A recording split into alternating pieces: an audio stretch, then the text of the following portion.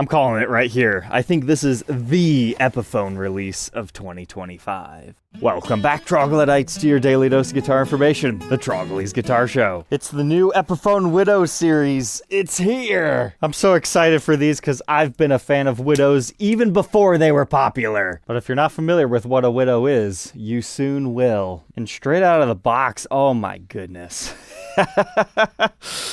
I was saying all that stuff that it was going to be great even before I saw one in the flesh, but I love this because traditionally, Widow means that they've painted the entire guitar one solid color and they don't take the time to scrape off the binding in order to give you this really cool colored binding effect. You get the same thing up here on the headstock. But a very cool appearance happening onto this one is the maple top is influencing that color. So you get this nice neon blue, but with more of a green right here, giving you more of a multicolored effect. And then look at the edge. Our mahogany body is a little bit lighter.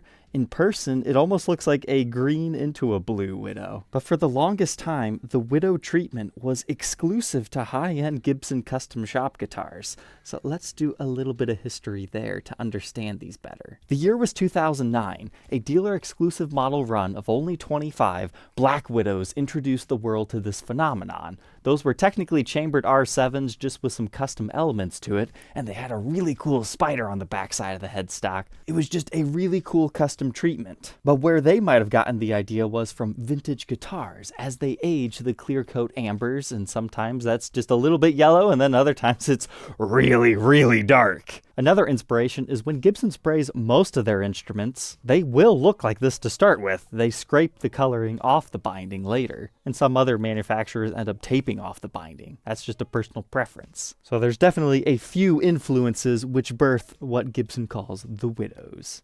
But from the initial Black Widow series, in 2012, Gibson expands the color range as a non-exclusive. They shipped them out to all the dealers, and they made anywhere between 15 and 35 of each color, including orange, green, red, purple, and blue. Now that particular run, they had rosewood fretboards due to the whole rich light era, but the market was rather hesitant on those. Widows were not an immediate success. It took some time for people to appreciate them, because after the 2012 run, they made a few within the rich light era, and then around 2017, they introduced some satin Widows, also bring it on to the flying Vs, and sometimes you'll find other body shapes too. But in the current 2025 market, Widows are insanely popular. I have seen more brand new Widows today than I ever have in my life, and that might be because they have the long neck tenants now, they have the real ebony fretboards, and usually it takes time for people to adapt to things. There's so many of them on the market, I would personally consider them overproduced. But when I saw Epiphone was getting on the train, I got really excited. And I was scared these were going to be inspired by Gibson Custom Shop $14.99 type things with hard shell case, give you all the Gibson electronics, but they threw us a bone. These are $799. So you no longer have to pay 10 times as much for the Custom Shop one. And let me tell you, I've had tons of Widows. In fact, I had one very similar to this from the mod collection that I called the Phantom Widow. You can't tell me this doesn't look good. I am elated by this. And if you want to know how I'm reviewing this on launch day, that's because Guitar Center has sponsored this review and demo. They wanted me to let you know about Guitar-A-Thon that they're doing this month, where they're having lots of cool deals. And if you want to see more cool launch day reviews, please use my brand new Guitar Center affiliate link to let them know that I sent you to the purchase on anything that you're after. Because who knows, maybe they'll start letting us borrow vintage and used guitars. Wouldn't that be fun? But the Widows being offered at launch are Purple Burst, Red Burst, Orange Burst, and then the one we're documenting today is a Blue Burst. No, it's technically Indigo Burst. Oh, and it's probably important to note that these are Guitar Center exclusive guitars. You can only get them with them. So I think that had a lot to do with these not being inspired by Gibson Custom Shop super expensive things. This launch makes me just as happy as the bats that they do. However, a few months back, we did see a leak of a Yellow Burst. That must be some overseas dealer exclusive. Unfortunately, I don't have any information on those at this time. But at least for the American market, these are the 4 colors we've got. But this run is utilizing the Epiphone Kalamazoo style headstock, so that helps keep the price down. And I was surprised to see this. We get a gig bag. Now, it's no Epi light case, but I wasn't really expecting anything. As far as inside here, it holds your truss rod adjustment tool, as well as some Epiphone stickers, telling you about the Gibson strings, and usual owner's manual warranty stuff. So far, my first impression is elated. I had high expectations for this, and so far, it's living up to it. So let's go ahead and throw this onto the Workbench to take an individual look at its parts and specs before we get to a playing sample.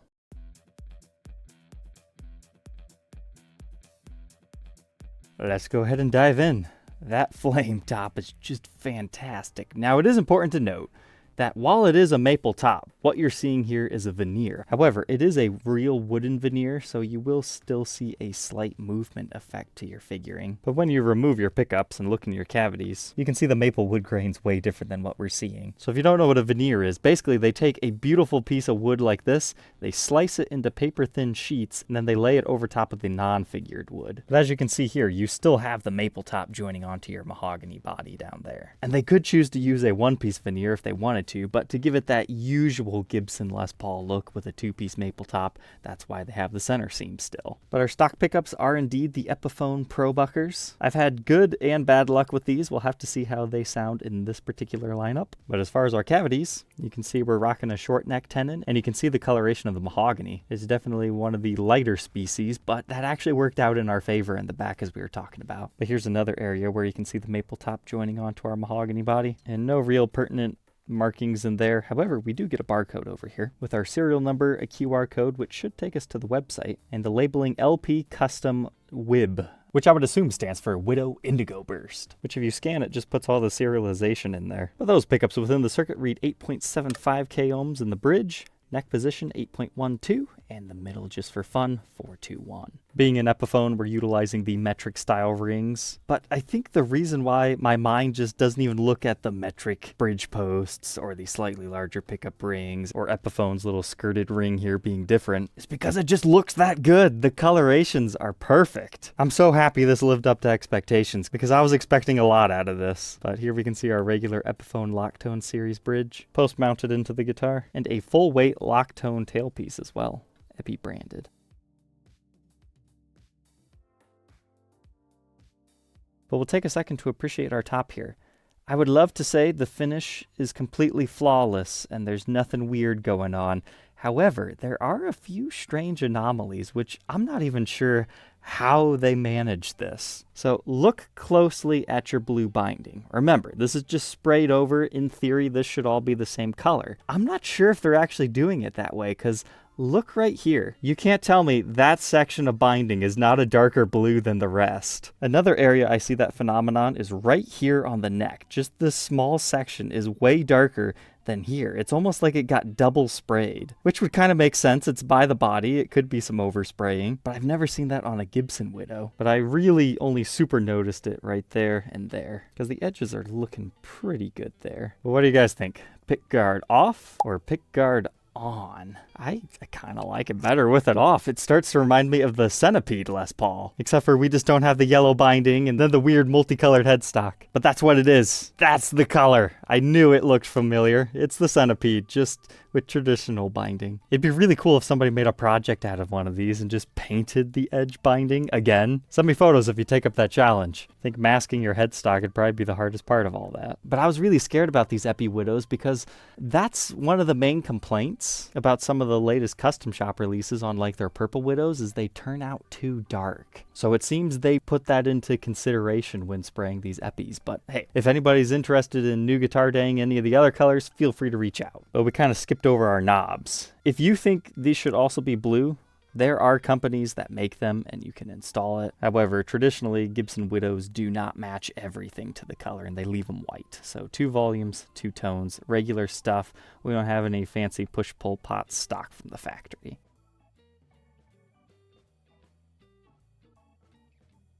But moving on from our maple top with veneer and mahogany body, we've got that mahogany neck with an ebony fretboard. Now the frets straight out of the box from China, are they fantastic? No.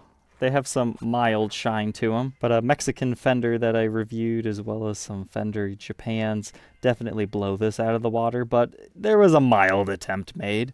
But something I noticed, while we do have a nice even coloring on our fretboard, even after conditioning, I still see what looks like maybe glue residue from seeping out around the frets. You might be able to do a light sanding to get rid of those. However, remember, this is really bright lighting in your face. It doesn't look that bad while you're playing, but it is something that I noticed. And speaking of noticing, in case you were confused that they're using blue binding still after this video, here's an area where you can see that that's not the case, because the top is still white. You get the regular binding color. I was curious to see if Epiphone would just straight up use blue binding, but nope. That's not the case. It's traditionally done. And your inlays are block in style. However, they're acrylic. They're not real mother of pearl. That's a concession you make to keep this within the $800 price range. But what's cool about that is if you wanted to change this out with blue mother of pearl or something, you don't have to feel as guilty about it. But as compared to a Gibson, these are slightly smaller. If you're curious if they put any type of finish over top of the nut, they do not. But I measure a 12-inch fretboard radius and a 24 3/4-inch scale. Let's capture our neck specs. Looks like about 1.7 inches at the nut, increasing to 2.094 by the 12th, 0.8 first fret neck depth, and about 0.93 by the 11th. This might be a make it or break it feature. It's definitely more on the 60 side, but I'm definitely feeling that Epiphone slightly D-shaped neck here, where it's got a good amount of shoulder to it, but flattens out on the back. I can visualize that for you over here on the contour gauge, 1st fret and the 12th fret. It's not completely flat on the back, but you can definitely see what I'm talking about, the shoulders and the almost flatness, but a little bit more rounded in your chording area.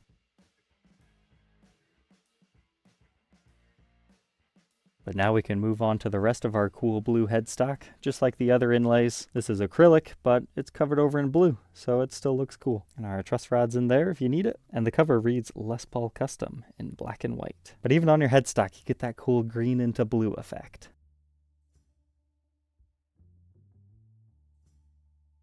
As I was stringing this back up, I noticed another dark blue area. It seems to me like the entire butt area up here is darker. Looking right here, you can see the transition between the dark blue and the light blue. But it's official. I decided to pick guard off this one. Just put the screws back into place.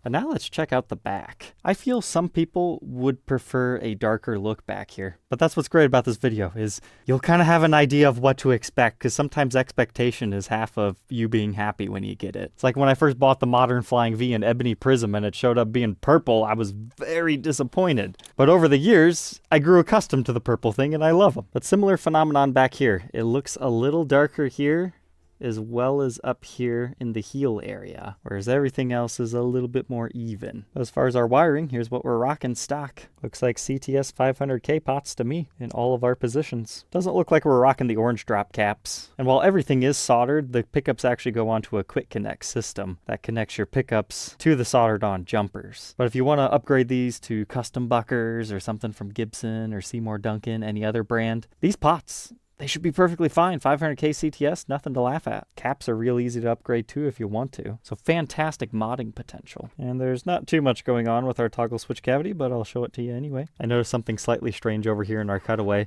That must be like a milling mark or something, but that's definitely in the wood grain. And we can take a glance over the rest of the edge here. We've got a metal output jack plate. And oh, this is kind of cool. I never thought about how many pieces is the body. We can actually see a very visible seam line right here since the hue isn't super dark. So I would guess probably between 2 and 3 pieces, but they did match the grain pretty good. Because just on first inspection, nothing really stands out in my opinion. There is a little bit of ugliness going on around our heel. You can see the staining got a little splotchy and heavier in certain areas. But you also have to remember that's a different piece of wood right here that they sculpt onto the backside of the neck. You can see right here where the wood grain is so different. Had I not handled other Epiphones in the past to know to look right here, I don't think I would have noticed that. But then the rest of the neck is looking good. And then we get back here, there is another scarf join right here for our headstock to join onto our neck. So that could be another reason why there's a very slight color difference. Every piece of wood's going to be a slightly different hue, but these are being made in China. We've got Grover tuners on the back, non-locking, and then we've got a serial number. If you get it in the light just right, this one dates to late 2024. December, in fact. But all said and done, this one weighs 8 pounds, 10.9 ounces without the pick guard. But if we add that back on, 8 pounds, 12.4. Let's go ahead, plug it in, and hear how this one sounds.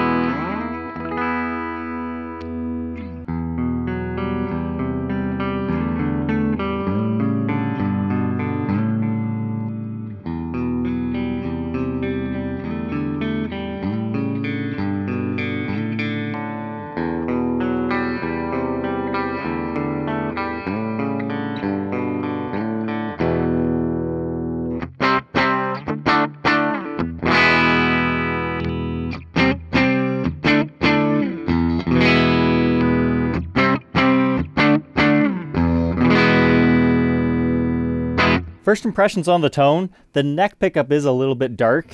Slightly muddy, but not unusable.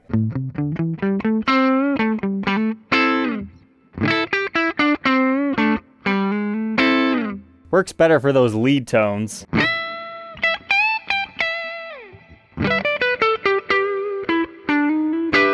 Rather than like super full chords.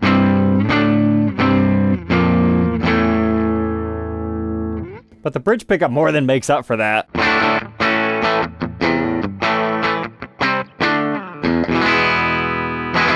And they play pretty nicely together.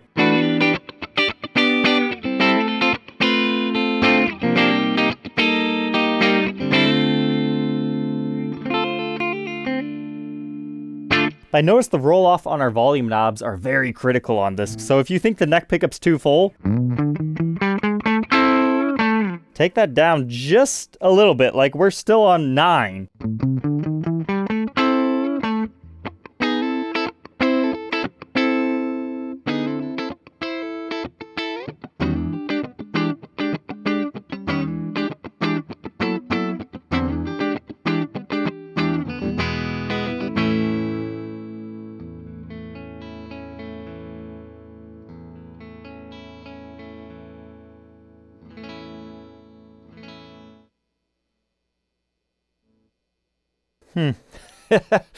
Maybe they're not the best pots in the world. From like 0 to 2, it's basically off. You could also just call it sensitive.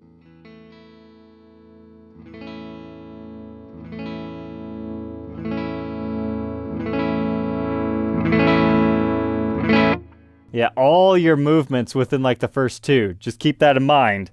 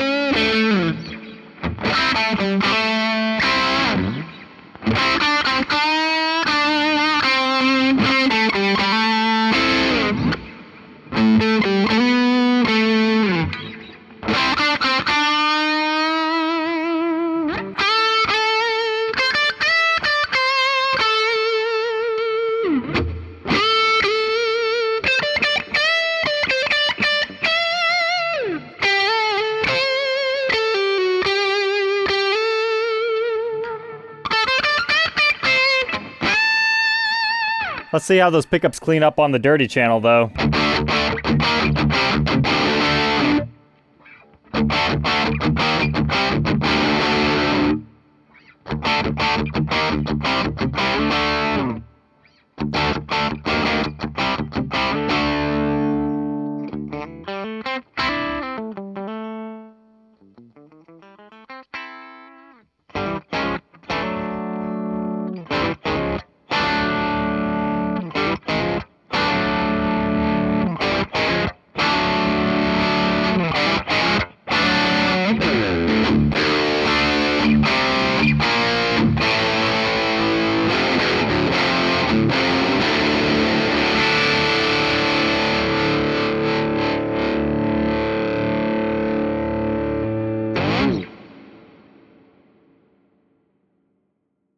So there we go, the new Epiphone Blue Widow. What are my final thoughts?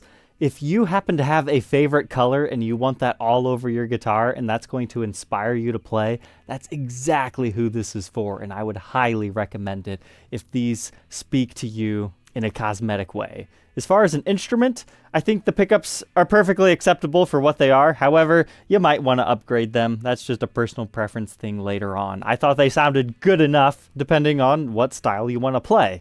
Now, it was quite shocking to find that the volume controls are that sensitive to your roll-off, but again, this is something to keep in mind. Do they work? Yes. This might not have my preferred neck profile, but if you're familiar with the Epiphone D shape, it will be familiar. But again, remember, you're saving like $7,200 off of the Gibson Custom Shop version, so even I can get along with this neck for that price difference. I would say the frets felt just a little bit sharp from the factory. Nothing that's going to cut your hand, but if you're a thumb wrapper or you have your hand running along the edge of the fretboard, you might slightly notice that. So there are a few fine detail things that aren't perfect, but I hope this video helps you make an informed decision whether one of these is right for you or not. Personally, I think it's really cool. I enjoy it a lot. And I fully anticipate these to sell very quickly because people have been waiting for an official Epiphone release of these for a while. And it's finally here in 2025. But all right, troglodytes, if you're interested in one of these, please use one of my affiliate links down in the description as a way of saying, hey, thanks for making this video, Trogly. And thank you, Guitar Center, for sending this one out to me. And we'll catch you guys tomorrow on the next episode. Take care.